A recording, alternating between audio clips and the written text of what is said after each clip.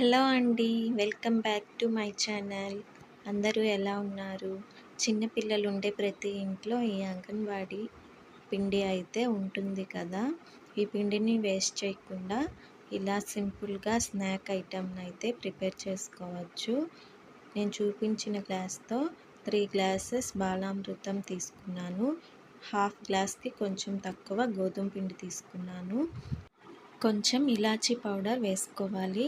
ఇందులో షుగర్ బాగానే ఉంటుందండి. స్వీట్ ఇంకొంచెం ఎక్కువ కావాలనుకునే వాళ్ళు కొంచెం బెల్లం యాడ్ చేసుకుంటే టేస్ట్ అయితే బాగుంటుంది. ఈ విధంగా సాఫ్ట్గా అయితే పిండిని కొంచెం కొంచెం వాటర్ పోసుకుంటూ కలుపుకోవాలి.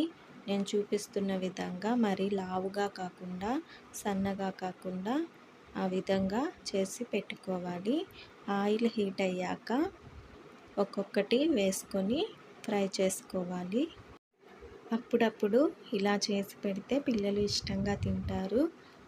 బాలామృతం పిండితో ఒక్కటే చేస్తే రావండి. కొంచెం గోధుమ పిండినైతే యాడ్ చేసుకోవాలి.